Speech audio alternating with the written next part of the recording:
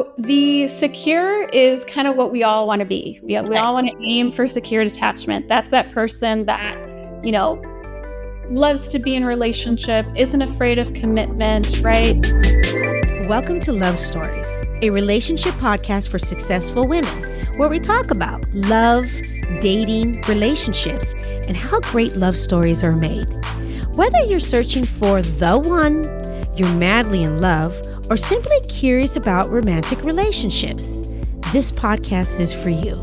I'm Charlene Byars. Each week, you'll hear from women, couples, and experts, and all the ins and outs on how to create your own love story. I am so passionate about this subject, and I'm so excited to share all the things that you can apply to create a beautiful love story of your own. Cheers to great love.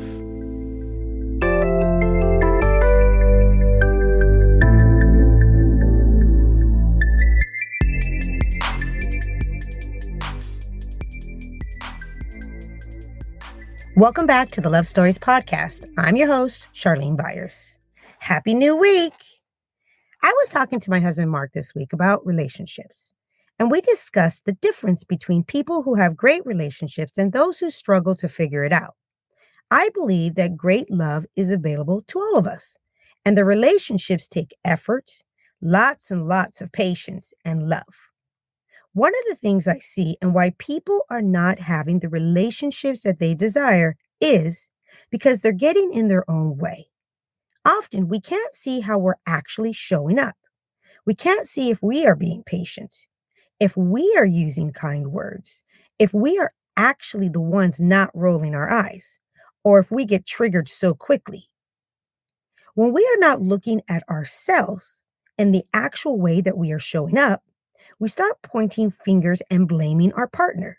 We start feeling like if they would only be patient, or if they would stop being so sensitive and getting so triggered, things would be better if they were a great communicator. The reality is that we all need to be responsible for ourselves if we want to have great relationships. Then we need to learn how to communicate, how to be patient, and how not to overreact. We need to ask our partner questions because that's what it takes to have a great relationship and great love. Great love is available to all of us. I've been so fortunate to have conversations with many couples who have a thriving, loving, honestly, great relationship. And one of the things that stands out time and time again is that these couples take responsibility for how they're showing up. They actually put effort into the relationship, and they have learned how to communicate with one another.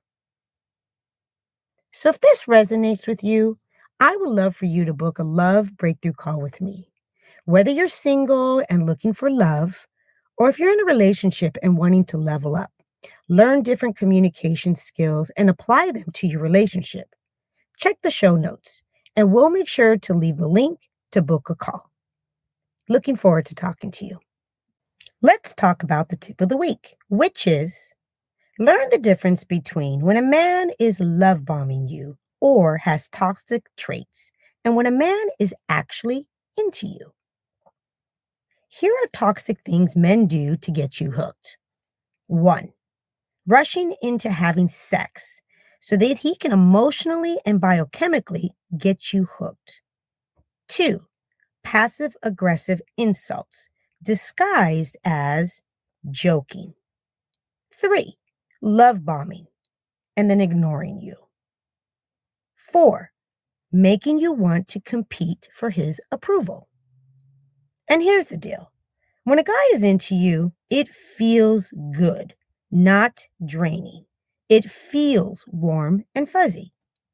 Take your time getting to know men and take your time to see in time who he really is before you sleep with him or before you commit to him. Do not ignore red flags and do not ignore how you're feeling around him. I am thrilled to welcome my next guest to the show today. Victoria Miretti is a seasoned mergers and acquisition consultant turned relationship coach. After a successful career guiding C suite leaders, Victoria realized that she had everything except a partner to share her life with. Driven by her curiosity and desire for a deeper fulfillment, she embarked on a transformation journey to understand love, relationships, and personal growth. Now, a certified in dating relationship coach, Victoria combines her expertise in business with her training in energy leadership and trauma therapy to help others break through love blocks and create the love lives that they desire. I had such a deep and heartful conversation with Victoria about her journey and discovery of her attachment style and how understanding our attachment styles can impact us in our relationships, potentially getting in the way if we're not aware of what's actually going on. This was such an important conversation. With no further ado, Victoria Miretti. Well, hello, Victoria. Oh my goodness. Hi, Yes. Charlene. Oh, hi, Victoria. I'm so happy you're here. I know, it's so good to see you again. Oh Thank my you for goodness. having me. It's Oh, going to be so thank you. fun.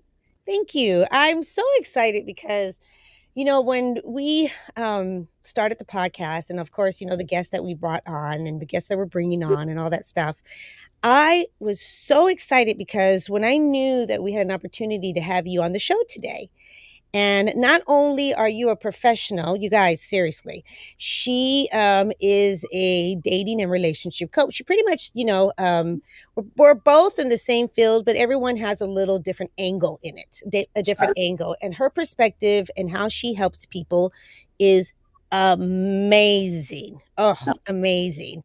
So, but I knew today that, I want to talk about, of course, how you help people and, your profession and what you're noticing when it comes to dating and relationships and what's really getting in people's way. Okay. I understand that. But before we even get into that, Victoria, I want to learn a little bit about you. I want to know about your journey when it comes to, love and relationships and kind of like where you're at now. But before even there, let's go back. First of all, tell me, where did you grow up and how did you grow up? And did you grow up with, a mom and a dad, or was it just one parent? Did you have siblings? What was like for you? What was life for you when you were a little girl? Yes. So I was actually born in Argentina, so in South America. We immigrated to the States when I was a baby. So I was like 6 months old. We came to Michigan, so Midwesterner. And I grew up in the Midwest. Great place to grow up. I grew up there with my parents, so my mom, my dad, and my brother, my older brother. And we were very close-knit family, right? All of our relatives are still in Argentina, so we were very close-knit. And then I ended up going to school, University of Michigan, so it was close to home. And then after I graduated, I embarked on kind of my journey in New York City, and I started working as an M&A consultant there. Okay. And one thing led to another. I obviously did a 180 and switched careers to do dating and relationship coaching. Yeah. But yes, growing up, I was very much like, very close-knit family, immigrant family, like working hard. My parents did like everything for us to like try to give us like all the opportunities that we could. In Argentina, the education is great, but like the economy is not that great, right? And so to get a good job, to get a good life, get those good opportunities, my parents knew it's probably better to kind of, start somewhere else. I know that's really cool. So both of your parents then were Argentine. They're from Argentina. Exactly. Wow. So when you guys were young, they're like, okay, we're going to give our kids a different opportunity to, to thrive better. Yes, Argentina, it's harder over there when it comes to that. I get that. Absolutely. Okay. So you grew up with your mom and your dad, and then you had an older brother.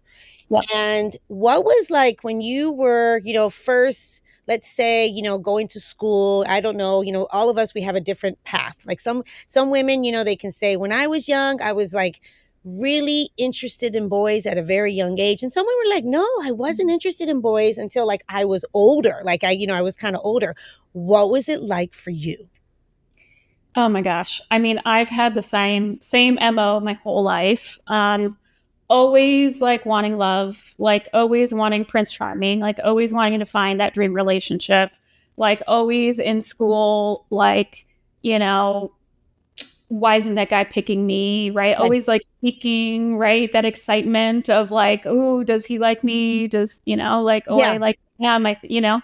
Like always fascinated with like, just like finding the one, One. right? Okay. Yes. Yes. Like always have been that way. Okay. Yeah, for Me sure. too. Me too. Yeah. Yeah. It's like I said, it just depends. So, how old were you then? If that was kind of like in your head, how old were you when you would say that you had your actual first real relationship? Ooh, good question. So I had relationships here and there, right? Like Hmm. the innocent ones we have like in middle school and high school. In high school, I did have more significant longer term relationships. But in college, in my first year is where I really found my quote unquote like first love, Oh, right? you That did. Okay. years. How And old, we Victoria? How old were you at the time when you found your first kind of like you're in college? So you're probably what? What age? yeah, maybe 19, Okay. something like So that. 19-ish. Okay. Yeah, 'cause it was like I think like the freshman year we met and like going into sophomore year. Okay. Um, and yeah, 2 or 3 years of that relationship. And he actually moved to New York City, and that's where how I fell in love with the city, visiting him. He was 2 years older. So for the end of our relationship, Oh. him, I was still in school. Anyway, so that was a big relationship for me. And Yes. then, we broke up. And then after I graduated college, I had, you know, 2 or 3 like longer term, like Okay. 2 or 3 year things up until now. My last serious relationship was 4 years. And I've been single for about, I want to say like a year and a half now. About a year and a half. Okay. Yeah. So then you would say then from like kind of like college, your first real boyfriend, you had, and how long were you with that one? For about 2 years? Four Two or years? three. I think we like, it was like an on and off thing where you keep trying again. Okay. Mhm. Yeah. Yeah. Yeah. Yeah. Yeah. Yeah. Yeah. Into the city, I think we tried one more time before we really let it go. So, Hmm. And what happened with that one? Did you guys just kind of realize that you guys were just not a match for each other? I think we really deeply cared for each other, and it was such a beautiful, like, loving relationship. We had a lot of fun. He was a great guy. And I think we just kind of drifted in different, I was still in college Yes. partying fun, like Yeah. calling him at 2 a.m., like, I love you. Yeah. As he was like, it's 2 a.m. I have to wake up at like 5 or 6. He was like an anchor at the time. He's like, I gotta go to work, right? Yeah. Like, what Yeah. you calling me? He's like, Right? yeah, yeah. We kind of, you know, weren't aligned in terms of our goals and priorities at the time. Okay. But it was also just, we were growing up and finding ourselves and Yes. finding who we were and who we wanted to be in the world. And I think we just weren't maybe compatible in certain ways, Okay. but we deeply loved each other. And so we really struggled to say, but we love each other. Why can't we make it work? Or Yeah. at least I really struggled to say, if you love someone, you can make it work. I had Right. this like dream that like, no, like true love lasts and can, break through anything, right? And withstand anything. And that's true to a certain extent, right? Yeah. We really were drifting, and there were certain things that we just weren't compatible on, and Yeah. and so separate ways. Yeah. I think it definitely did impact me in certain ways of Okay. how I handle moving forward, for sure. Yeah, that was the next question. So after that relationship, because it seemed like, looking back now, you were just young and you weren't Yeah. sure, but it wasn't like it was a bad relationship. There were just things that weren't, really aligned with you two. But overall, he was a good guy. But how Yeah. did that affect you, moving forward and start dating again? Because you said earlier, when you first started, you said you were always, interested in love and relationships. So I figured that you probably wanted to get married, find your person. Yeah. So what was life like after that? What was your dating life like? What did you do after that? Yeah, and I totally thought I was going to marry him. You I thought did. he was Okay. the person, right? Okay. It did a number on me. I will Okay. say it did. I think, after that relationship, I really thought, wow, like if you love someone, like it's supposed to be able to like work out. Like you just try different things and you're supposed to make it work. And I realized I couldn't force it to work. And I just became really jaded. I thought, oh, well, if I can just like fall in love with him, like anyone can just fall in love with me. Like it was almost like a love isn't real, right? Like what's yes. but this was unconscious. I still was pursuing love. I still wanting to find a boyfriend, a partner, right? I was still out there in the game, right? But unconsciously, I think, or subconsciously, I had this like limiting belief that I like, wow, like, kind of like jaded. And therefore, I started attracting emotionally unavailable men. Ooh. Because I think I was secretly guarding myself from, if I really get close to someone that could be, if I get really invested in something that's really real, I could really get my heart broken again. Oh, and that's really good. You said that. Attracting these guys that I kind of knew it was never going to get there, right? Like they were emotionally maybe guarded as well, or hurt from their exes or whatever. And so I consciously, I was desperately seeking another boyfriend. Unconsciously, I was attracting partners who weren't good for me and reaffirming this limiting belief that, love doesn't work out, right? That, people aren't there for you or whatever it was. So that was going on in my head. And so that kind of started this like phase in my life where I was attracting emotionally unavailable guys and, maybe just searching for like fake intimacy, right? Creating surface level relationships based on like humor, casual relationships, based on physical, and things that like made me feel loved and made me feel alive, but wasn't truly getting me that emotional connection and commitment and depth that I was really seeking and wanting. That's really good. Victoria, let's talk about that for a moment. Okay. What happens to us? Like this you talking like that right now is something that I hear, from women, not women that are, do this for a living, but just in general, like they'll be like, wow, I had this relationship with someone and it completely changed me afterwards. And I found myself after that relationship, going on a path, kind of like what you just said, going on a path of attracting men that were not, what I was looking for, attracting men that were like truly not emotionally available, and they couldn't figure it out and they didn't understand why that was happening. Can you talk about that a little bit? Yeah.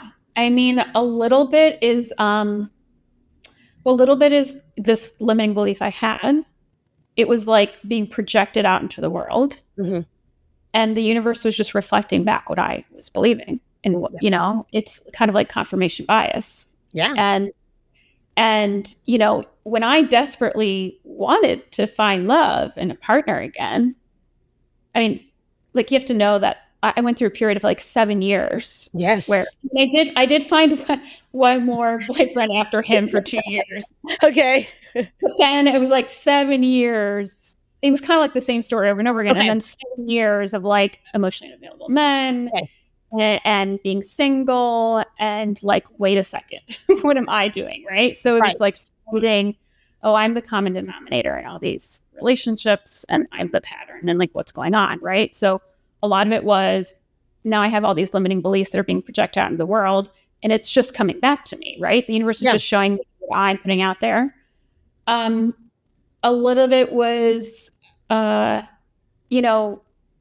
because I was desperately seeking love, I was doing it in ways and tactics that wasn't really aligned with the true self-love belief, right? Yeah. So I had like a crack in my self-esteem to say, wow, well, like if I can fall in love, like they can fall in love, like is anyone going to choose me? Is anyone going to love me?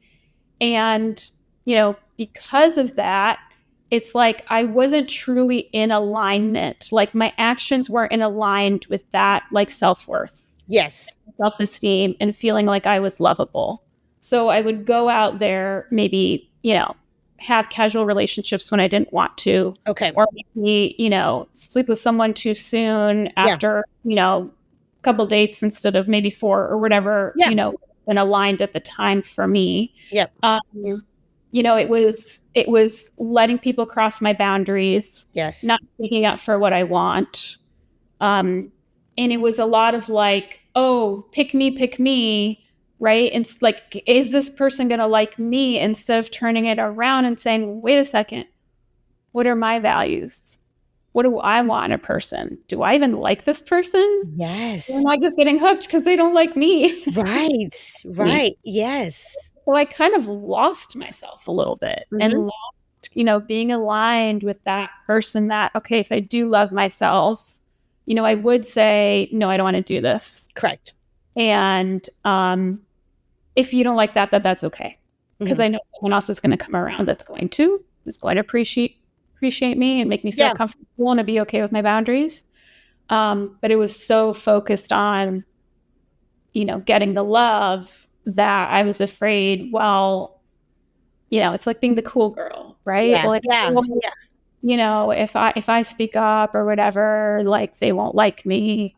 It's really like, it was honestly, Victoria, it was what I'm hearing again, wow, so many of us women, we are in this position, really, honestly.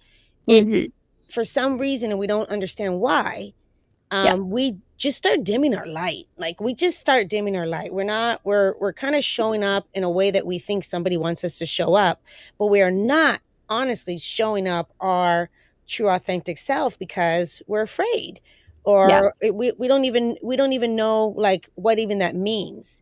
So when you were going through this, that's a really great insight, Victoria. And when you were going through this process of like, for these 7 years, like, so, like I know that I want love. I know that, that's something that is on my heart. I'm a good woman. I'm beautiful, like all the things. I can imagine you started thinking, what is the disconnect here? What was a turning point for you when you were able to kind of like look at things a little differently and start realizing that there was basically, it was you. It was the way that you were showing up. Well, I think proof is in the pudding, right? When you find yourself single year over year for 7 years, you start to say, shoot, like at the end of the day, like I'm the person that's running the show with all of these relationships that have failed during that period of time. And at some point I need to look inward.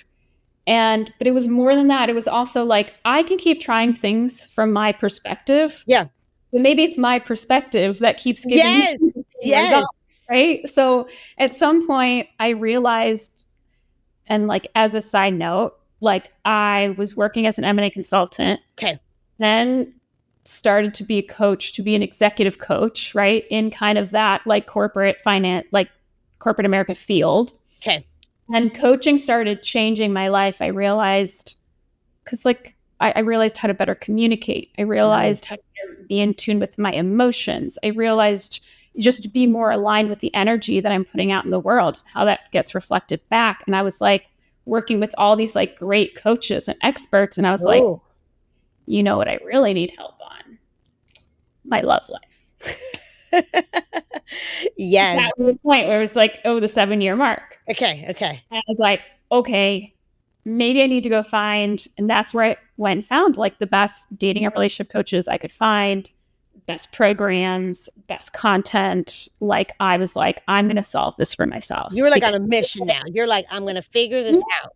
Okay. Because one of the other turning points was like, I have a great career. I have great friends. I have a great social life. I go on great vacations. I'm in great health. Like, I can really, I have a great, full, abundant life. Yes. And it was like, this was the only part of my life that kind of didn't match the others. Yeah. Now I need to like find out why my love life is the outlier and what I'm doing wrong. So Victoria, you are resonating right now to so many women. Yeah. Absolutely. I know. Miss Victoria's in New York. So if you can hear this. I was just gonna say. He's like, she's in New York, so you can hear the sirens. That's pretty cool. I can control many things in my apartment. Can't control the sirens in New I York love City. it. I love it. I love it. It's fantastic. I love that you're in New York. Ooh, so Sex in the City. But seriously, like just hearing you right now, I'm actually getting a little choked up because wow, I'm sorry. No, please share. It's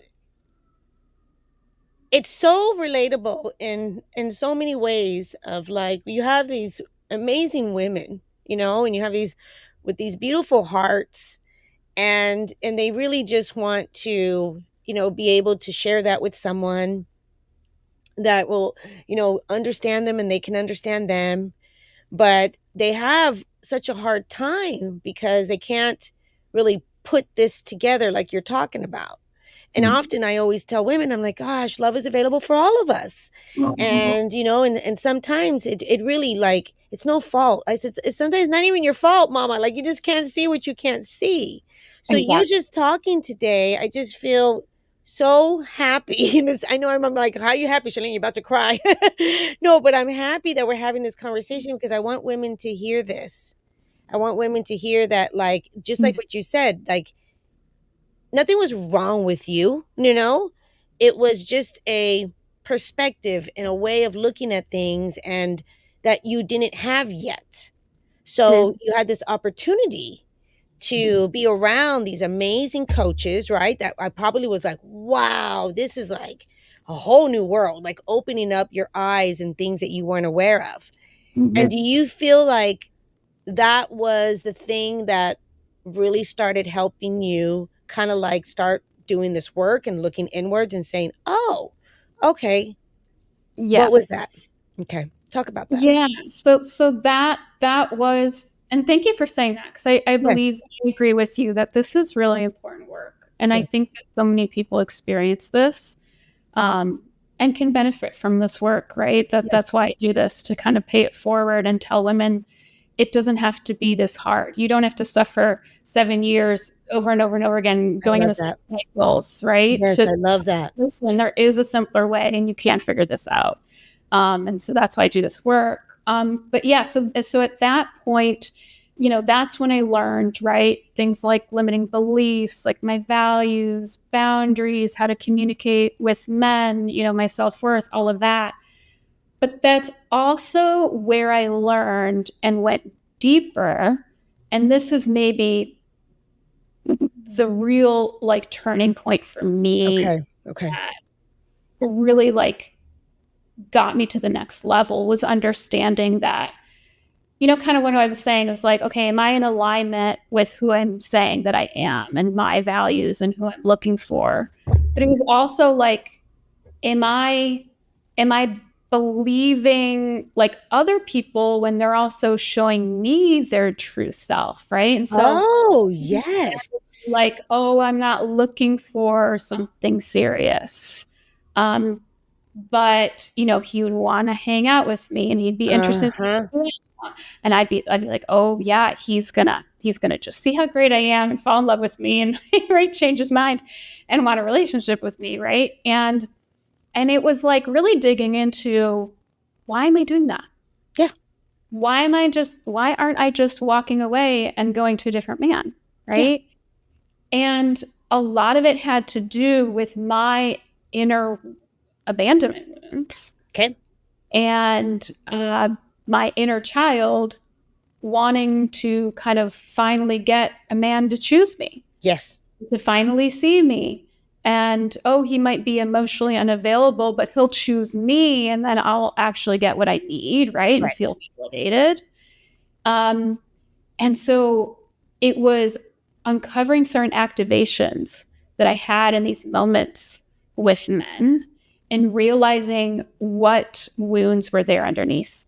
And it illuminated the fact that I had a very deep, consistent, anxious attachment. Yes. And I have done a lot of work on myself to heal that attachment. Today, I have a more secure base. I mean, I will always lean a little bit that way, but I've done a lot of work myself to like get to the other side of that, right? Victoria, can you talk for a moment about, because Victoria is literally the expert when it comes to attachment styles. And there, for the listeners today, you know, some people kind of heard it, you know what I'm saying? They've heard about that, but some people are like, what are they talking about right now? So can you give us like an overview of what you're talking about when it comes to attachment styles and what that is? Absolutely. Okay. So there are, in general, kind of 4 different attachment styles that's kind of discussed. It's secure, anxious, avoidant, and disorganized, or fearful avoidant, they call it as well. Okay. So the secure is kind of what we all want to be. We all want to aim for secure attachment. That's that person that, you know, loves to be in a relationship, isn't afraid of commitment, right? They're, you know, they can dive in, they can be close to someone. They generally believe that relationships will be successful. They generally believe that they're a good thing, right? They're okay with intimacy, right? They're okay with talking about their feelings. They're okay with asking for their needs. They're great about putting boundaries in place, right? Wow. Yes. Discussing, you know, conflict and resolving things. They know that it's, it doesn't have to be like your way or my way. We can collaborate. We can come to an agreement, right? We can move forward. I don't have a general fear about this. Like I generally have like a positive outlook on relationships. Okay. That's really great how you just explained that. That was really okay. Yeah. And it all stems from, well, a lot of it is stemmed from our childhood. Yep. How our caretakers were with us.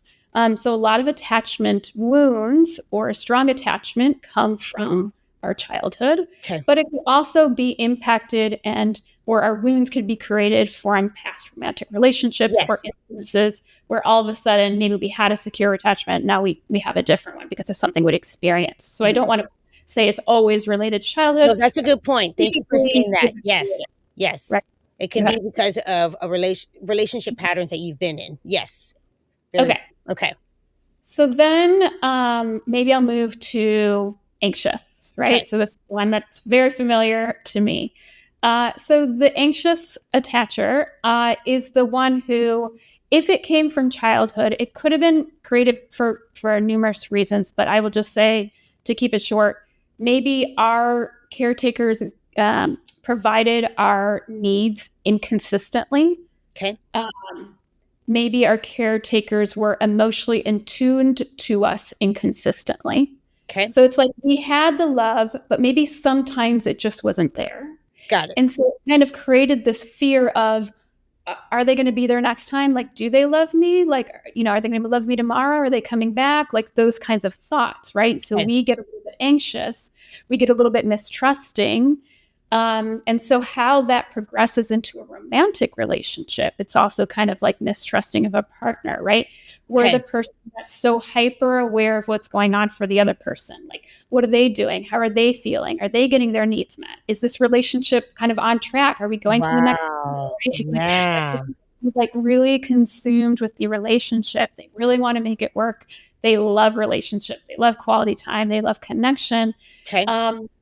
And, you know, this like mistrusting nature can kind of show up in different ways in the relationship, right? So that they might be that person that, you know, misinterprets their partner's, you know, texts or what they're saying or doing or not doing as like a negative story of like, oh my God, negative. Do they okay. me? Right?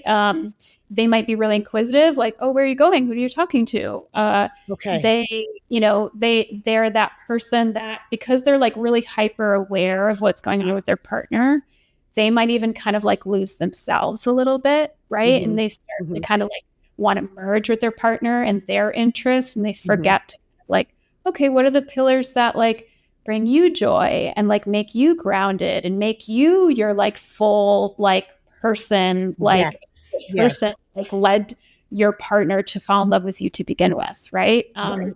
They start to kind of lose themselves. So for the anxious partner, it can really be about kind of honing in on those negative assumptions. Okay, that's how it shows up. More the negative, more Yeah, asking a lot of questions, needing a lot of reassurance. Yes. Connection time. Like during conflict, they might be a little bit critical. They're really asking for their needs. They really like to address conflict right there and then, right? So they might be anxious of like, what does this mean? Are we still okay? Like, are you mad at me? Any of those things. Okay. So I could go on and on. But yeah, I know you. Yeah. No, you're giving us an overview. This is really good. Yeah. Top level summary for yes. So then the other side of anxious, so the other side of that insecurely attached spectrum is the avoidant. Okay. So this would be like dismissive avoidant, right? If the other one is fearful avoidant, that I'll get to. So the avoidant is that person that growing up for one reason or another, potentially they were rejected in their needs. So maybe they didn't get some of those needs met. Okay. Or maybe like when they looked up at their caregiver, they got a rejecting kind of face. And so they felt, ooh, like, what am I doing wrong? Right. They create this disconnection, right, with my caregiver. Or maybe there was something going on in the family that like, a sibling needed more attention. And so, I felt like my needs are a burden, right? For one reason or another, I learned that it's probably safer in order to keep these connections alive and intact for me to kind of just like do things on my own, maybe not ask for my needs, right? Because when I ask for needs, maybe they're rejected or there's something going on that makes me feel like that's not safe. So maybe it's better for me to just like handle things on my own. Okay. So this person kind of deals with their feelings on their own. They don't have a lot of needs. They take care of their own needs. They're very self-reliant. Yeah. That is interesting. Yes. Yeah. So because of this, when they come into the romantic relationship, they're really focused on their independence. They love their freedom. This can lead to a fear of commitment. And it also leads to things like perfectionism. Perfectionism keeps them safe in their world. So they can be really good about their routines, about what works for them to keep them safe, to keep them like, fully focused and like going strong in their life. And in relationship, they can avoid intimacy. They can avoid conflict. But it's not so much that they avoid intimacy as it's hard for them. Okay. With intimacy, right? Because if they grew up with maybe a caregiver who wasn't attuned with their emotion, okay, yes. Then how can they hold space for another person's emotional world, right? How can something they haven't been used to, right? Just like the other way. Yeah. Okay. They may have learned co-regulation, right? Where a caregiver says, "Oh my gosh, you're sad. Here's what you can do when you're sad or you're angry. How can we do?" Right? So sometimes that avoidant has a trouble understanding their own emotional world, right? And so that can impact how they're able to relate to their partner from an emotional standpoint. There's another kind of side of an avoidant where some avoidants really are in tune with their emotional world, but in their household, it was a lack of boundaries that made them want to shut down. That makes sense. Okay. They want to like kind of put their guard up and say, nope, you won't cross in here, right? It was like a boundarylessness in the household. Yeah. To keep them safe, to like help preserve their sanity or whatever, right? So now it's like they have this like wall up and that makes them a little bit avoidant. This person, because they didn't learn co-regulation, when they get like really intimate with someone, they might need to like go recharge, go back to their little island and be by themselves. Oh, wow. Space. Like, and we're not just talking about like introverts, right? That's another. No. This is avoidance need a lot of space. And they also, our attachment systems are super like tricky, right? And they're really smart. And the avoidant has a lot of deactivating strategies. So their attachment system might raise the alarm bells and say, this is too close. This is too much connection. Like our muscles aren't used to this, right? So they'll do certain things to kind of disconnect, to kind of like recharge. So they might even like stop talking to you mid-sentence or abruptly like close the conversation and leave. And you're like, what just happened? Like, what happened? Where are they going? They're like, I got to go. Yeah. Like walk out of the group and you're like, what's happening? Right. Or they're like, oh, okay, I need to go home. I need time for myself. Right. So there's a lot of strategies like that, but it can show itself in different ways, right? So there's strategies to kind of recharge, but then there's also strategies of that, like this fear of commitment, right? It's like, sometimes they can even, they fault find in their partners. They're looking for perfectionism in their partners. They're looking for perfectionism in the relationship. They might think, if it's the perfect person, they'll know my wants, they'll know my needs, they'll know my boundaries, and I won't even have to say anything. Oh, right? They think the other person is the mind reader. They think the other reader. They should know better. Yeah. And they should know how much I need of this and when to stop and all of that. Okay. Right. And we laugh, but it's like really deep inside of them. Right. And this was created in them. They don't choose this. Right. But it's like deactivation strategy where they might look down on their partner. They might say like, oh, like they're not good enough or whatever. But these are all just strategies that kind of tells them like, oh, go back to being alone because that's where I'm safe. And that's where I feel like a relief. A relief. Right. Yes. So work for the avoidant is to say, oh, wait, this is just my attachment system. I can choose connection. Otherwise, if I just keep listening to my attachment system, I'm going to end up alone. Yes. Right. Or deciphering between when it's just my attachment system deactivation strategy or a real incompatibility within the relationship. Like you guys don't have the same values, or that person can't respect your boundaries, or so on and so forth. That's like a real tangible thing that for which you want to get away or whatever. So okay, so that's avoidant. Okay, that's avoidant. Going on and on and on about. No, you know what? That was good. Is there another one? The last one. So the last one, I'll do it quick.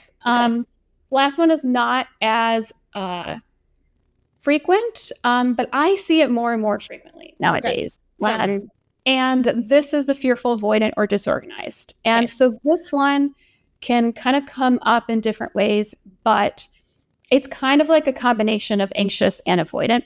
A lot of times they have both anxious and avoidant tendencies, right? So it's like, it's really, really hard place for them to be because they really want a connection, but then they're also afraid of it. They really want the connection, but then they also have a lot of perhaps like built-in kind of unresolved trauma from their past that makes them sometimes they might get triggered and run away or flee or associate or freeze, and they might not even understand what's going on with themselves. So this can be really confusing for both themselves and their partners, right? And so for them, it's really doing the work to uncover what their activations are so they can kind of like disentangle this, because what happens is a lot of like the unresolved trauma that they're experiencing could be a part of like their system getting back to safety.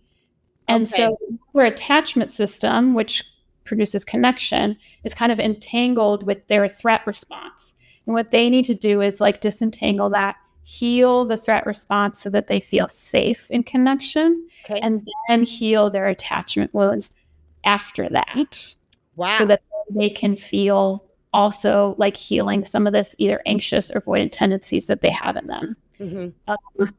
So that one's like can be a difficult one, but is absolutely possible to work through this, to heal, and to build a secure attachment. And that is what I help my clients do. Did you hear that? Oh my goodness. Mm-hmm. Yeah, this is not like a death sentence, like, oh, once I'm anxious, I'm anxious. Oh, I love that you're saying that, because this is such a great, honestly, tool to kind of learn yourself and know why you are a certain way, and especially how it shows up in romantic relationships. And what I really appreciate about that is that like you said earlier, that it's not their fault. It's just how their wiring got wired, right? From a young age, or from, relationship patterns, and how they are able to like not, or lean in, lean out, whatever that is for them, and why they show up a certain way. Yeah. Yeah. And we can almost say that it's like, oh my gosh, like it's almost beautiful that they were able to adapt in this way and evolved and create these coping mechanisms that really did help them as a kid, right? Or when those tendencies were created, right? How smart that their attachment system learned that, right? Yeah. But now it's just not serving them in their current life and in their current relationships. So it's knowing how to kind of unconstruct that and heal that and choose a different way and know when it's helping you and know when it's what's really getting in your way of connection. Because that makes so much sense, because if you, again, for the majority of our listeners, I mean, we have, single women that are, like you even said, that have a great life overall. Like they're like, I have a great career. I'm, high achieving, successful. I have great relationships with my friends, family, all the things, but they can't understand what is the disconnect in the romantic relationships. And one thing I love is that you just talked about, you just gave us a brief understanding. You did a very good job. Thank you so much. A brief understanding about our attachment styles. But what I love is that it's not just saying you have an attachment style. It's knowing your type of attachment style so you can also, like you just said, learn how to shift that and learn how to heal in a way that it doesn't have to stay like that forever, right? It doesn't have to affect you forever. You can actually get yourself to that first attachment style that you were talking about, which is like amazing, regardless of the other ones, if you are in the other ones, right? Yes. Yeah. Thanks for bringing that up. I mean, the work that I do is, yes, like understanding your attachment style is super formative, right? It makes many people feel seen and understood. Oh, that's why I do that. Right? Yes. Yeah. A lot of my work stems from the fact that like a lot of like the anxious stuff kind of looks the same. A lot of the avoidant tendencies kind of look the same across all avoidance, right? But we are all unique for what activates us into our avoidant stuff or anxious stuff, right? And so my job is to uncover, okay, what activated you into that so we can heal it from the root and solve that.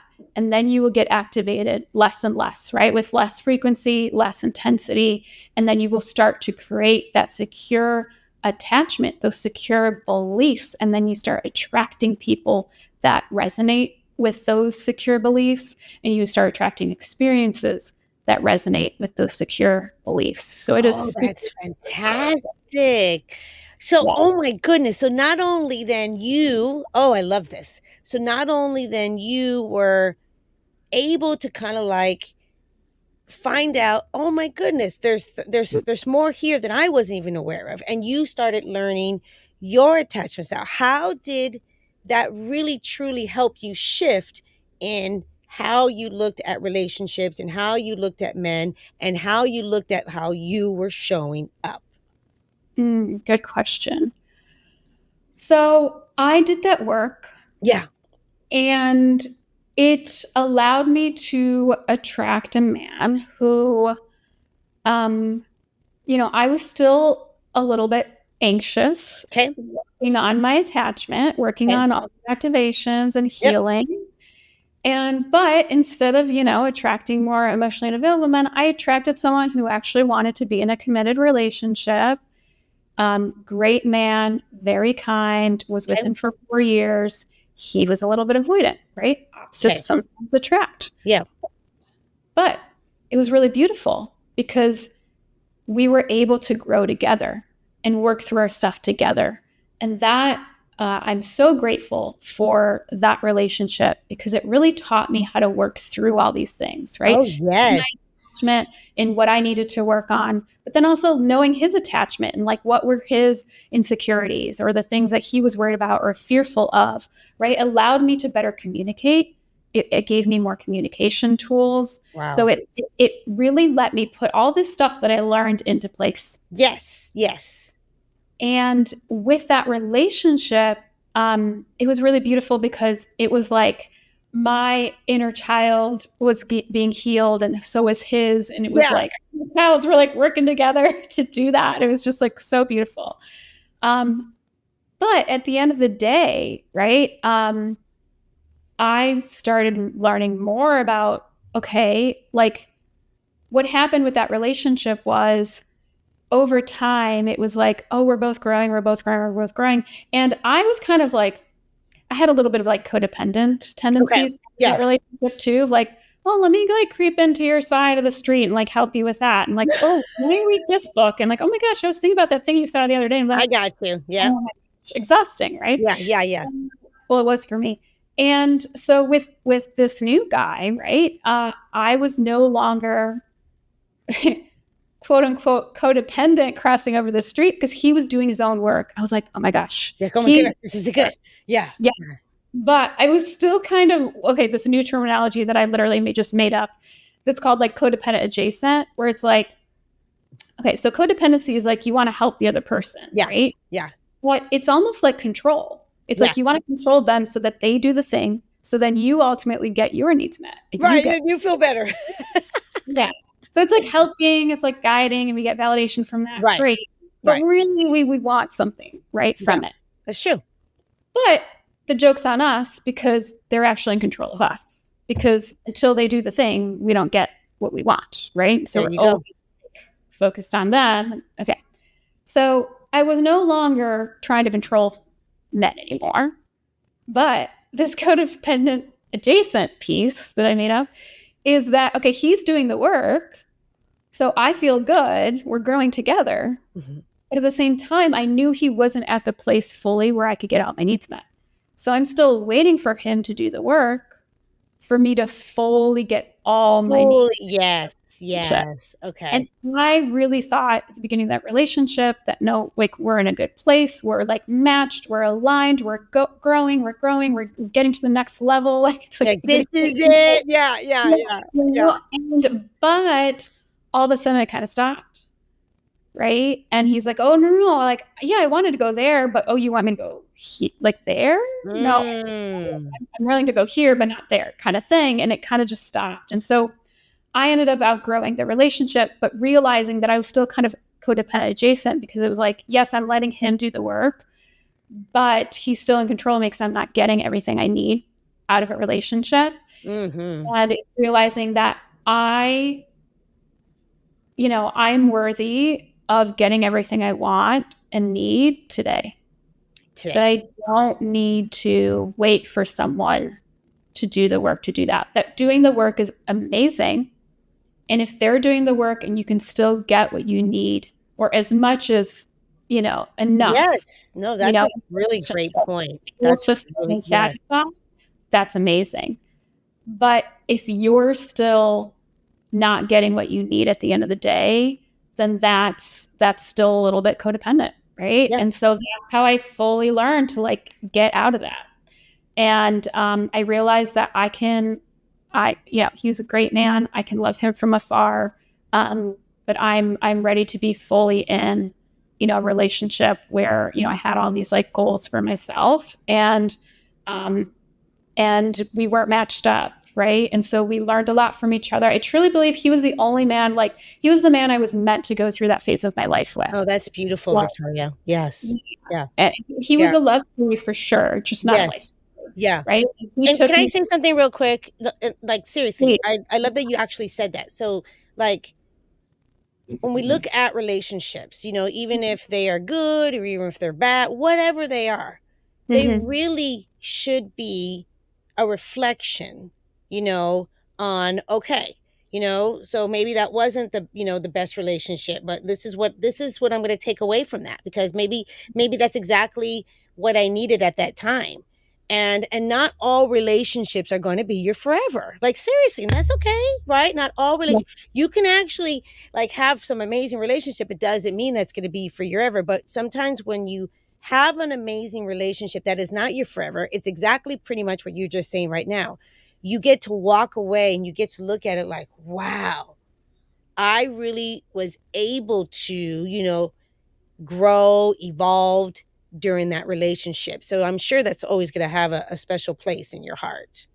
Absolutely. Yeah, I learned so much. I mean, like I said, I was able to achieve a more secure base through that relationship. And, one thing that was hard for me was to walk away from that relationship. Okay. And that's something that I see with a lot of my anxious attachers. Okay. It's hard for us to leave. Okay.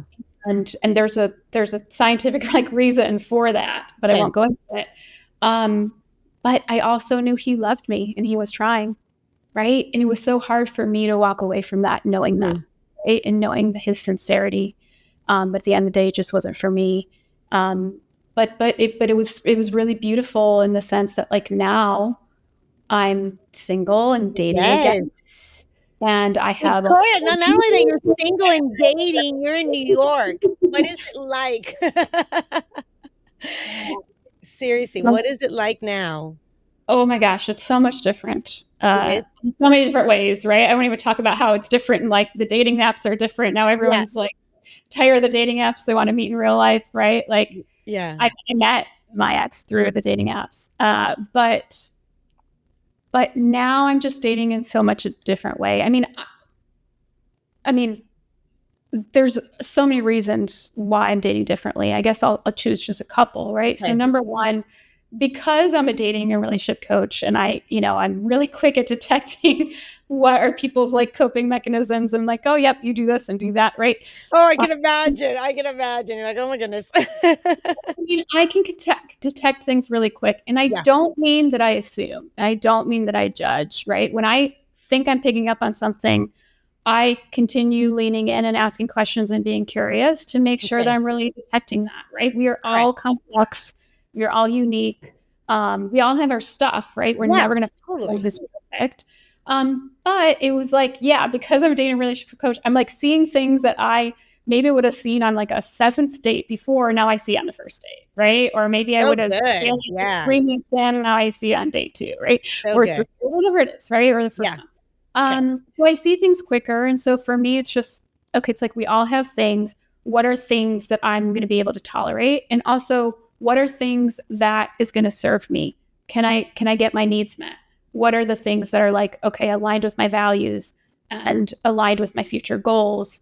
What are things that are going to get in the way with that? And I'm going to be really, really honest with myself. That's so good. So good. Because we know and we see it and there are signs. And a lot of times we really want to like that person and we betray ourselves and just keep going at it, right, when we see it. Well, look at that. That's a huge difference just right there. So you went from, ladies, listen to this. You went from, being a single woman. You've had some good experiences, some not so much. And you went from learning yourself, healing. And we're not, and it like healing, you guys, honestly, it's not like just a destination. It is a forever right? It's something that we get to do as we grow. There's different levels there, but you had this understanding, and now you really position yourself as a woman. And this is what women, I want you guys to hear this. You really position yourself as a woman, like, okay, I'm not going to do, like we said before, I'm not going to be like just seeing if, they want me, if they like me. I'm going to make sure now that I'm going to really understand who it is in front of me, right? Regardless, right? Who it is in front of me. And if we are truly in alignment. And that is huge. Yes. Okay. Yes. Huge. Yeah. And I'll add one piece to that. Go for it. Yeah. Not only in alignment, but also what's been really huge for me this time around as well is I'm listening to my intuition and my body. Yes. So I've been paying attention so much to my body and how I feel and the different things that are coming up in me that I can detect pretty well immediately if someone's like, if I'm feeling anxious, like, oh, that's because the type of anxious I feel, it's because they're avoidant, right? So then I can choose, do I want to be in a relationship with someone who's avoidant, right? And the amount of activation I have sometimes indicates for me the intensity of avoidance that they have in them, right? So it's like, oof, if that's really, really intense, then that might indicate they're too avoidant for me to really provide the things that I want out of a more secure partnership, right?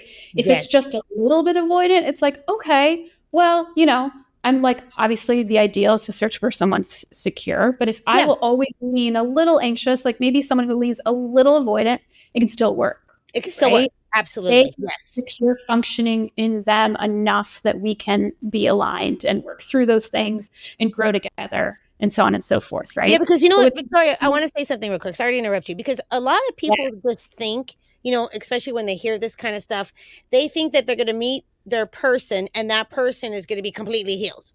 No. That's not how it works. Sometimes how it really works is that you get to learn yourself and really understand how and what you need. And when you get to meet someone, that you have this opportunity to basically truly help each other heal and put it in place, kind of like what you did with that other guy, you know, in that sense. So it's not like you're going to just, ladies, you're not going to like, don't be thinking you're just going to meet a guy and he's going to be all healed and this and that. No, that's why she's talking about this. That's why she's saying, you know, they can still have a little this, a little that. It's just, I'm sorry, Victoria, keep going. No, I love that you said that, because I think the beauty of relationships is that we tend to attract people who are our mirrors. Yes. Who show us things that we still have to work through. Correct. So that we can become better people. Correct. And so the thing is finding someone that you can grow with. Correct. Right? There's a little bit of you know, something there that like, oh, they bring up some stuff that's, you know, is uncomfy, but we can work on it together and I can grow versus, no, they bring up too much that's so uncomfortable that like, you know, it's toxic and it's not serving me and I'm not getting what I need and it's actually destructive and it's not honoring. Yeah. That's a lot of thing, right? So no, I love that you said that. Yeah. No, I think that's fascinating. And you know what? And like, knowing your attachment style, knowing like it's actually, to me, like I said earlier, it's a tool, isn't it? It's a real tool that you can use to like, oh, this makes so much more sense. No wonder I've done things this way or whatever that is. And I can see, what were you going to say? Oh, sorry. I just get so excited. Me too.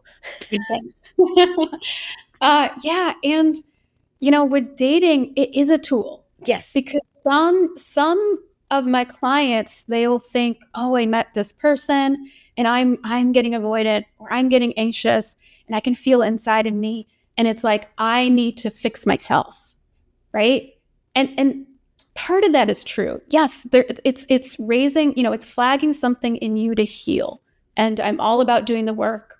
And so, yes, that's true. But also, right, like, you know, some of my clients will be like, oof, I'm getting anxious. I feel like they're pulling away. Well, okay, let's not gaslight ourselves. Maybe you're anxious because there is something going on with them. On something. They are pulling away. They are having maybe difficulties with this relationship. Something is going on. You are detecting something that's going on their side of the street. Yeah. And maybe that is your body giving you a warning to say something's up. Yes. Right? And maybe it's a good thing. That's actually a good thing. Yes. It's a tool, right? So feel free to have the difficult conversation. Bring it up. See if there's something there. And maybe it's something you guys can work through, or maybe you're picking up on something that you can't, that something's actually wrong, right? And you know, it's not just our attachment system, right? It's not just about attachment. It's also like our body protects us, right? And like use it as a tool, right? Like I sometimes will go on a date or even if I'm out in like a social setting meeting people, and I will get like a uncomfortable feeling like in my body, like in my chest or my stomach, where it kind of feels anxious, but it's not the same anxious as when I meet an avoidant. And it's my body and it's my intuition and it's my gut telling me there's something not safe with this person. Correct. It's a warning sign. This is not safe. Like, do not enter. Do not cross. Do not enter. Run. Yes. It's so important to be in tune with that as a woman. And it's illuminating, you know, even friends or acquaintances that you're around. You have a weird feeling, and maybe it's because they talk about you behind your back, or they, have a certain Something's off. judgment. Yep. Like something is off, right? And Yep. so when I'm on a first date, I pay attention to my body and I check in the beginning, in the middle, the end, how I'm feeling. And even if I really want to like the guy, we had a great time, we were laughing. If I get that feeling of something's off, I listen to it. Because 9 times out of 10, right? Like most of the times, like our mind is going to catch up eventually. Our mind does not know why, but eventually you do learn why, right? Yeah. And our body always knows. And so our why not? body always knows. It will literally, oh my goodness, Victoria. Can I have you back on?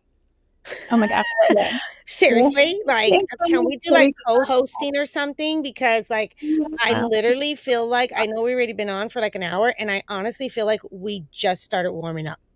We just scratched the surface. Yeah. Like, We're for real. really so passionate about this. I mean, really. No, like, I want to keep having this discussion, but I want to say something.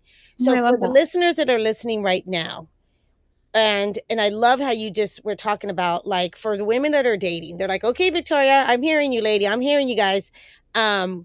What would be like, I know you have so much advice. I know that, like, seriously, just get in Victoria's world, follow her. You want to work with her, meet with her, do what you need to do. But for the listeners today that are listening, what advice do you want to tell women, that are like, wow, this is really relatable to me? What can they do if they're out and about now, trying to get out there and date and find their man?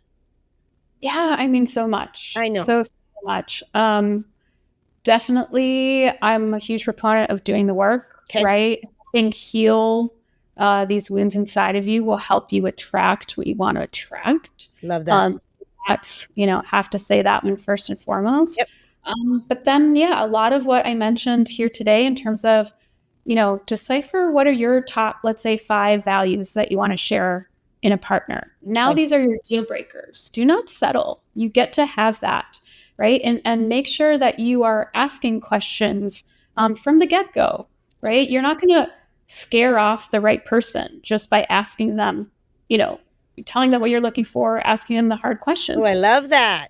If someone runs away, good. They're not there for you. They're not good for you, right? Like our objective is to scare away people who are not for us as fast as possible, right? So don't be afraid to speak your truth. So, be clear about your values. Be clear about when someone tells you or shows you who they are, believe them. Yes. Boundaries are amazing. Boundaries give you a healthy way to build a healthy relationship where you can really get to know the person versus the fantasy that you're making of the person and who you want them to be. Also, anyone who is like a manipulator, people pleaser, narcissist, like any of like those kinds of personalities, they hate going slow. So slow it down and you will see. Oh, yeah. You are speaking my language. Slow it. I'm sorry. See, I got excited again in Victoria. Okay, say that again. Slow it down and you will see people's true character, true intentions, and their true selves. Yeah. Wow. Someone who is healthy and secure has no problem slowing it down, is going to be okay with your boundaries, is going to want you to feel comfortable and honor them because they are in it for the long haul. People who just want to like reel you in and then they can start doing whatever they want to control or whatever, they want to do it fast.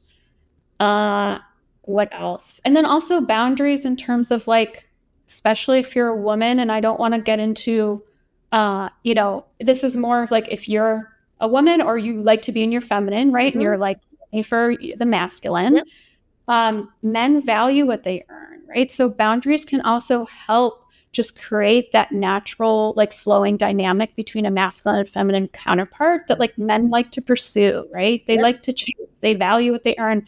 And they like, a woman who is like decisive about this is what I want, this is what I don't want, this is what I'm not okay with, right? That's sexy to them. It's so right? sexy. Like, absolutely. Yes. This air that's like, wow, like if you're not okay with it, that's fine with You're me. Like, I'm right? good. Yeah. Yeah. Will be, right? And it's like, whoa, right? That is really attractive.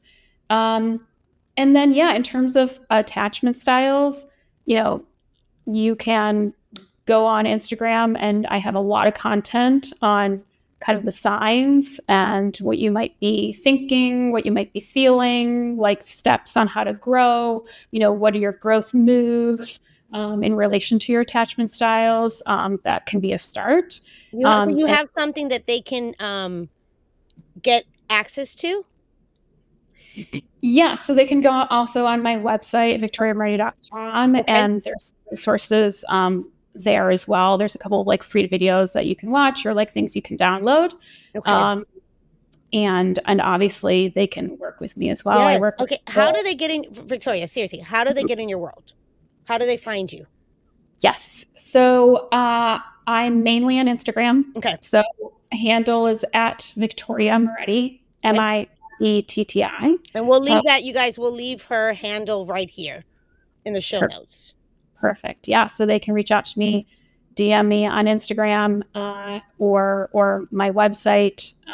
There's also kind of a prompt where they can set up a consult with me. What's your website, man? What's your website, Victoria? Oh, victoriamiretti.com. Okay. And I work with people one-on-one. Okay. I work with people who are single, who are in a relationship and want to strengthen that relationship. And I work with both women and men. And I also work also 2-on-1, so with couples as well, to work through better connection, more harmonious relationship, understanding each other's attachment styles, how to be, more kind of flowing with each other's needs, and all of that. So yeah, I absolutely love to help people in this space and to find love and kind of thrive in relationship. So that's what I do. Yeah. Yes. Oh my goodness. Thank you so much. Thank you for having me, Charlene. This was so much fun. No, seriously, I'm gonna have you back. I'm not even playing with you. I'm not just saying that. Like, we're gonna, lady, seriously, like, did you not just love this conversation today? Thank you for sharing your story. Thank you for really sharing, the attachments. I know that is your passion. I know that's how you really help people. Just everything you had to say today was so valuable. And I just really, really appreciate this conversation. And I know that it's going to be helpful to so many women. And I just love making sure that we have these conversations about love and how, amazing great relationships are. And we all deserve these great relationships, and it's available to all of us. And that's why I'm bringing on guests like you, Victoria. Thank you for, honestly changing the world, with relationships and helping. It's so important. And thank you for being the best today. Oh my gosh. Thank you so much for having me. Thank you for what you do in the world. I think that what you're doing with your platform is just really impacting so many people to hear their stories, to be able to resonate and know that they can do this work and have it work for them as well. So thank you for what you do. I just really value you as well. So thanks for having me on. Thank you, Victoria. And then you know what, everyone? Until next time, cheers to great love. That's a wrap. Wow. What a beautiful, heartful, and important conversation that Victoria and I had today. We talked about how all of us have opportunities to do the work, look inward, and truly understand our attachment styles to make the shifts necessary to create the love that we all desire. Wow. If you're loving this podcast and these incredible conversations, please hit the subscribe button and leave a 5-star review. Don't miss an episode, because each week I'll be bringing on guests and experts who will share their knowledge about love, dating, and relationships so you can apply it into your own life. I'll see you next week.